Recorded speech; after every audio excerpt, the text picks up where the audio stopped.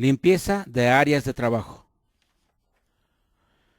Existen varias actividades y procesos que conforman el concepto de limpieza. Un área de trabajo limpia y organizada da buena imagen, además de ser más agradable al momento de trabajar. Por esta razón, hay que aplicarla para cada zona o elemento a construir, antes, durante y después de cada trabajo. Para realizar cualquier trabajo, no olvides tomar medidas de precaución, así como utilizar tu equipo de seguridad, casco, guantes, gafas y botas de casquillo. El primer paso antes de comenzar a construir es la limpieza del terreno, que consiste en eliminar la vegetación que exista, como troncos, tocones y raíces. Retira la vegetación superficial, como hierba, maleza o residuos de sembradíos.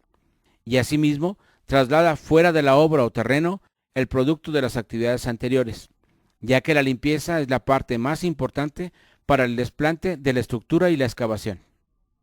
Es normal que el área de trabajo no esté siempre limpia, pues, según la zona en que se encuentre, puede contaminarse con tierra, hojas de árbol, bolsas de alimentos, envases de refresco o agua, papeles, etc.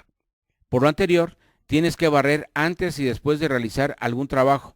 Algunas veces durante su proceso y sobre todo utiliza los botes de basura. Ordena las herramientas en el lugar que les corresponde. Al término de un trabajo no debe quedar sobre el suelo para evitar que se pierdan u ocasionen algún accidente, por lo que si dispones de algún almacén o bodega, guárdalas apropiadamente.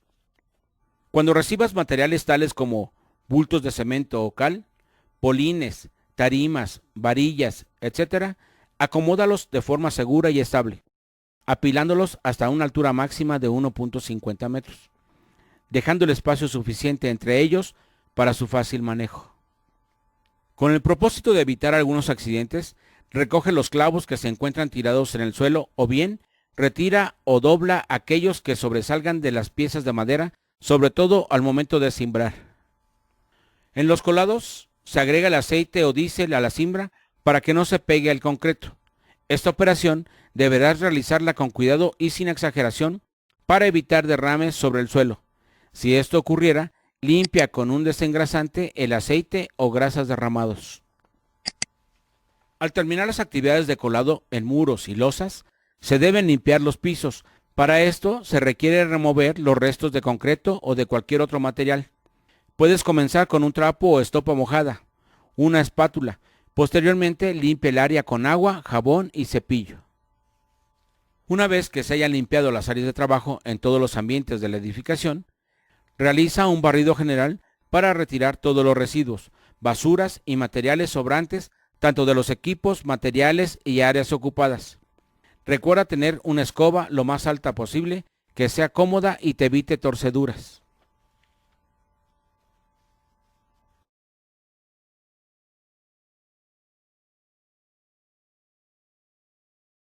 Trazo y nivelación. Para realizar cualquier trabajo, no olvides tomar medidas de precaución, así como utilizar tu equipo de seguridad, casco, guantes, gafas y botas de casquillo.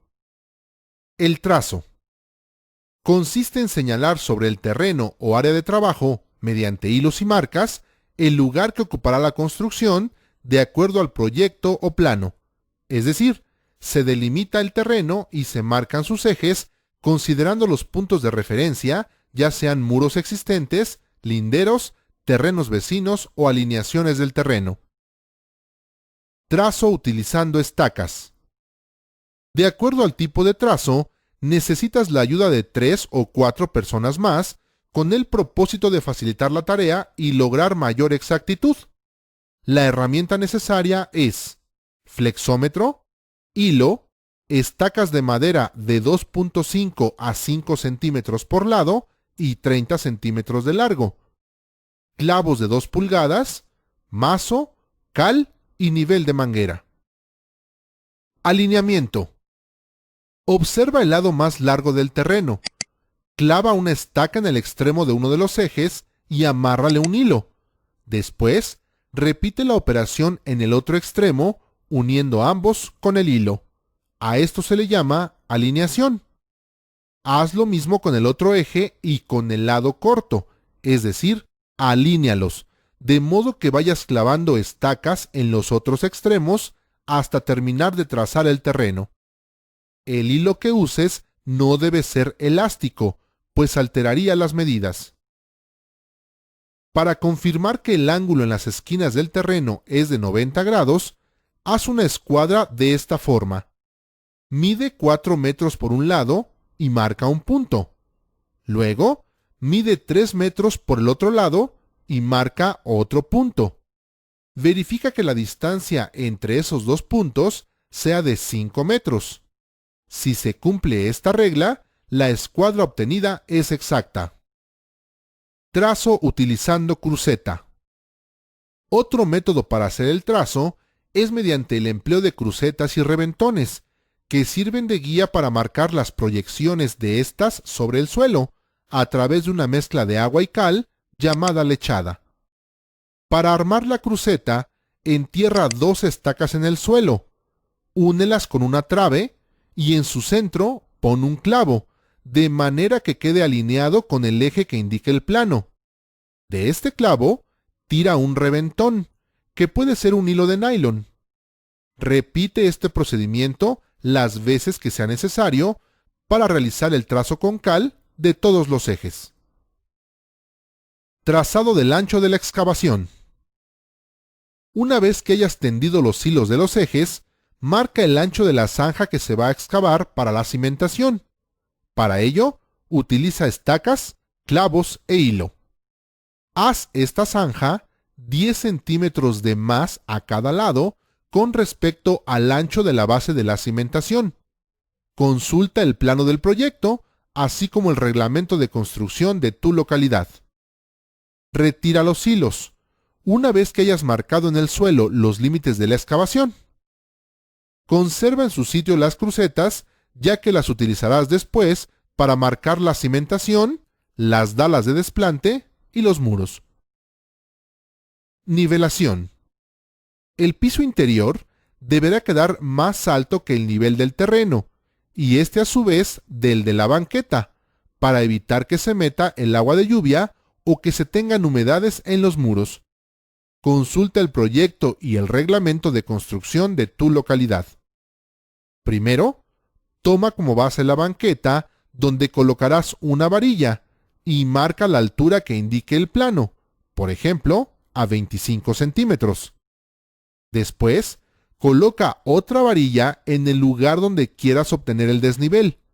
En esta, coloca un extremo de la manguera con agua y sosténla firmemente, mientras otra persona en el extremo opuesto lleva la manguera a la primera varilla marcada a 25 centímetros de la banqueta. Busca hacer coincidir el nivel del agua de la manguera con dicha marca. Una vez logrado esto, señala en la varilla la nueva medida observada con el nivel del agua de la manguera. Mide desde la marca hasta el suelo y a la medida obtenida le restas los 25 centímetros. La diferencia es el desnivel del terreno en ese punto o eje. Realiza este procedimiento en todas las esquinas del terreno para determinar a qué altura se requiere cortar y poder alcanzar los niveles de desplante. Los rellenos. Antes de rellenar, debes determinar el nivel de rasante del terreno. Toma en cuenta las profundidades requeridas para el desagüe, los accesos de agua potable y otros requerimientos, para que la construcción quede por encima de estos y con ellos puedas compensar los cortes y rellenos al nivel de piso terminado, restándole además los espesores del piso, contrapiso y falso piso. Para realizar el relleno, vacía el material seleccionado para ello en el área de nivelación y distribúyelo de manera uniforme hasta formar una capa de aproximadamente 15 centímetros de espesor. Humedécela y procede a compactarla. Repite esta operación hasta obtener el nivel deseado. Es muy importante que consideres que estos rellenos deben ser de materiales firmes y solo puedes usarlos para apoyar los falsos pisos y nunca para apoyar los cimientos, ya que estos siempre tienen que descansar sobre el suelo natural y firme. Si el terreno no está bien compactado, se hundirá y perjudicará la construcción.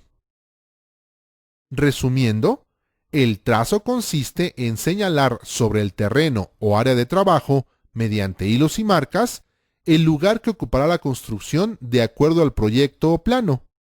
Un método práctico para hacer el trazo es con crucetas y reventones, que sirven de guía para marcar las proyecciones de estas sobre el suelo a través de una lechada de cal. La nivelación es el procedimiento preliminar constructivo, después del trazo, que te indicará los ceros o niveles de arranque con respecto a la rasante actual de la banqueta.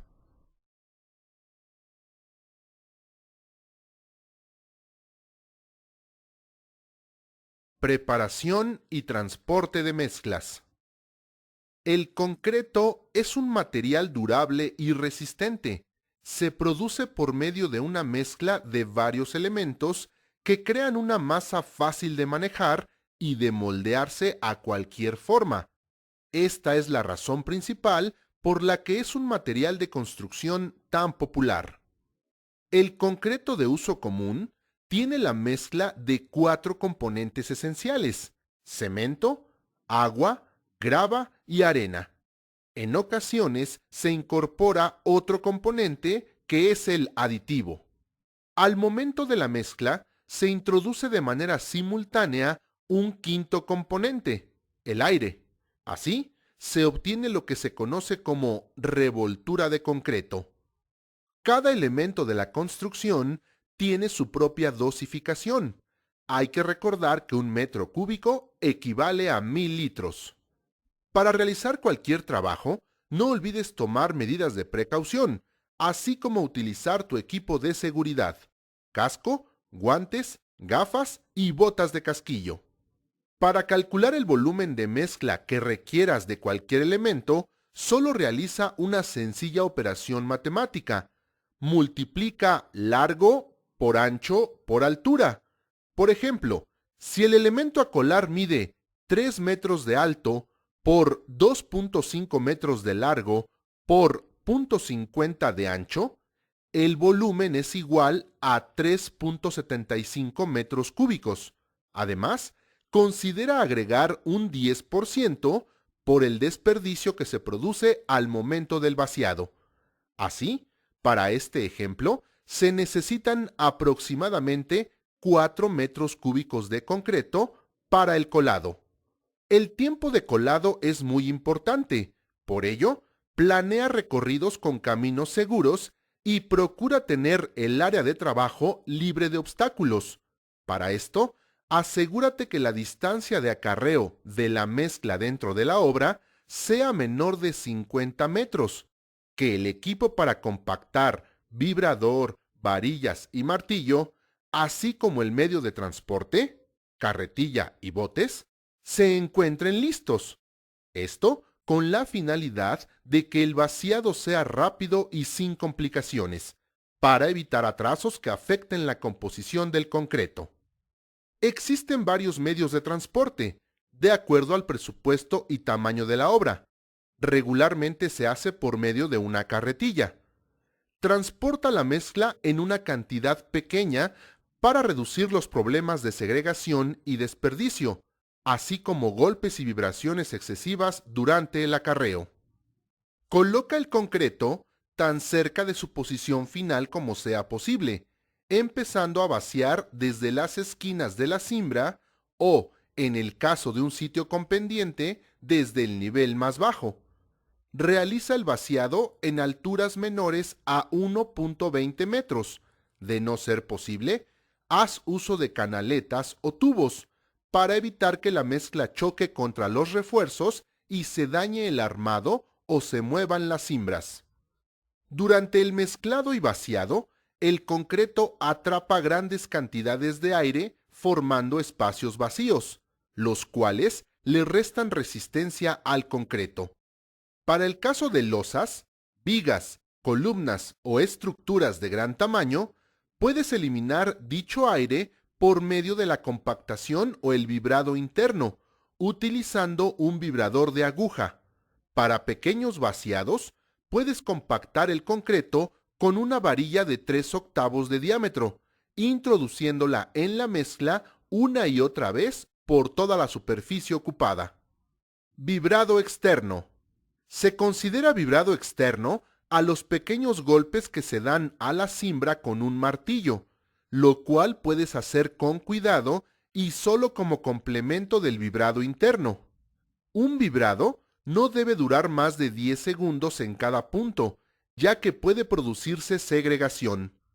El vibrado interno debes hacerlo sin golpear el refuerzo, ya que éste transmite el movimiento a zonas que ya fueron compactadas, produciendo exceso de vibración.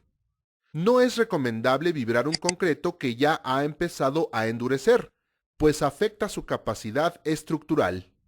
Los vibradores internos no debes inclinarlos o acostarlos, debes mantenerlos verticales para garantizar una distribución homogénea de las ondas de vibración. Utiliza un cemento en el que esté garantizada su fabricación, muestreo, evaluación y envasado por la norma mexicana. Asimismo, manténlo sellado hasta que lo vayas a emplear. Estiba el cemento sobre un entarimado de 8 a 10 bultos de altura y separado de los muros, para evitar el contacto con la humedad. Antes de cualquier colado, moja la superficie, evitando hacer charcos. Al vaciar concreto bajo la lluvia, agrega menos agua a la mezcla, pensando que la humedad del ambiente te será suficiente para ajustar el concreto. Es importante que no se contamine la mezcla durante su preparación y vaciado. Para esto, considera el cuidado del material desde su almacenamiento, cuidando su acomodo, libre de humedad, en el mezclado, durante su transporte, sencillo a distancias cortas, y en el vertido, procurando la vibración requerida según el elemento constructivo.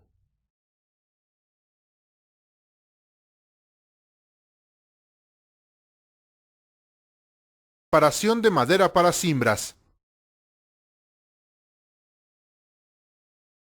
La cimbra es la estructura provisional o molde que soporta al concreto mientras alcanza la resistencia suficiente para sostenerse. Se utiliza en la fabricación de elementos estructurales o arquitectónicos para dar y mantener la forma del concreto fresco durante el proceso de fraguado. Para armar la cimbra se utilizan tablas o triplay, polines y barrotes. La cimbra puede ser metálica. Las maderas se clasifican como de primera, segunda o de tercera calidad. Una madera de primera calidad no debe tener ninguno de los siguientes defectos. Estructurales, como torceduras, plaga, grietas, hongos. Estéticos, como decoloraciones, perforaciones o nudos. Los defectos afectan el tiempo de vida de la madera y la calidad del trabajo. Por ello, la debes escoger y revisar antes de ser utilizada. Al armar la cimbra, utiliza tu equipo de seguridad: casco, lentes protectores, guantes, cinturón portaherramientas, botas de seguridad, cinturón de seguridad o arnés y el cable de vida, útiles para trabajar en alturas. El corte de la madera lo puedes hacer mediante herramientas manuales o eléctricas. Los moldes de madera son los más utilizados en la cimbra por ser económicos y su facilidad de manejo. Las medidas para los cajones de cimbra pueden ser de 1 metro por 50 centímetros por 5 centímetros. Para una estructura grande, ya que tienes las piezas de madera cortadas a la medida, el siguiente paso es clavar los barrotes a la hoja de madera con clavos de 2 pulgadas para darle resistencia y fuerza. Para esto, coloca la hoja de madera sobre una superficie plana y clava un barrote sobre cada lado. Hecho lo anterior, clava un barrote a lo largo por la mitad de la cimbra. Esta es la forma más común, que puede variar dependiendo del proyecto. De preferencia, antes de colocar la cimbra en su lugar, unta con aceite quemado o diésel la cara que tendrá contacto con el concreto, o bien, de ser posible, utiliza un aditivo desmoldante, esto con el fin de que el concreto no se adhiera a la cimbra. Antes de vaciar el concreto, Moja la cimbra para que ésta no deshidrate el concreto ni altere su resistencia. Con esta acción, además, provocarás que se hinche la madera, tapando así las juntas entre tablas. Para el armado de la cimbra, es importante que tomes en cuenta dos elementos: el molde o forro y la obra falsa. El primero, el molde, es la parte que está en contacto directo con el concreto, dándole forma y acabado. Y el segundo, la obra falsa, es la que soporta al molde o forro. Coloca las cimbras conforme a los planos: localización, dimensiones y niveles. Para lograr mayor estabilidad lateral, coloca contravientos en los puntales. Debido a que los elementos estructurales deben ser precisos, conforme a las especificaciones del proyecto, antes de vaciar el concreto, coloca a plomo los puntales. Las tolerancias en el alineamiento y verticalidad de las cimbras son milimétricas, por lo que son inaceptables desviaciones en centímetros. Verifica los niveles y corrige si es necesario. Limpia la superficie de elementos como basura o madera.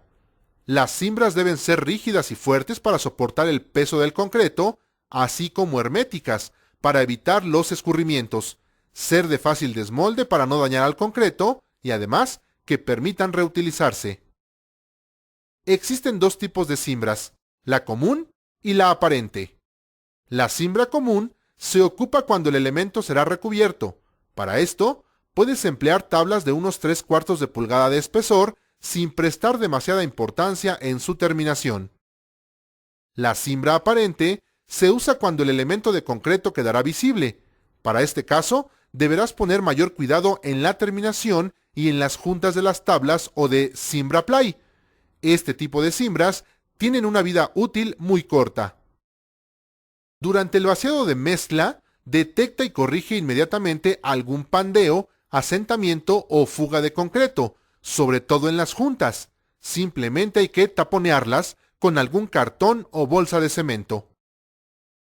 Las estructuras deben permanecer cimbradas el tiempo necesario hasta que el concreto alcance la resistencia suficiente para soportar su propio peso y las cargas de construcción. La siguiente tabla muestra el tiempo mínimo de descimbrado en condiciones medias de temperatura y curado normal. Al descimbrar, procura almacenar los materiales para cimbrado en lugares seguros, ya sea a resguardo de la intemperie o contra posibles riesgos de incendio, por lo que debes considerar algún equipo contra incendio. Resumiendo, la cimbra es una estructura provisional que soporta al concreto mientras alcanza resistencia suficiente para sostenerse. La madera puede presentar defectos estructurales o estéticos que alteran su calidad y vida útil. Una forma de cuidar la madera es evitar hacer cortes innecesarios. Otro es aplicar aceite quemado para que no se maltraten ni la madera ni el concreto al descimbrar. Coloca las cimbras conforme a los planos, poniéndola a plomo y a nivel. En los puntales, utiliza contravientos. Mójala antes del vaciado para no deshidratar el concreto y retírala de acuerdo a los tiempos estipulados para cada elemento estructural.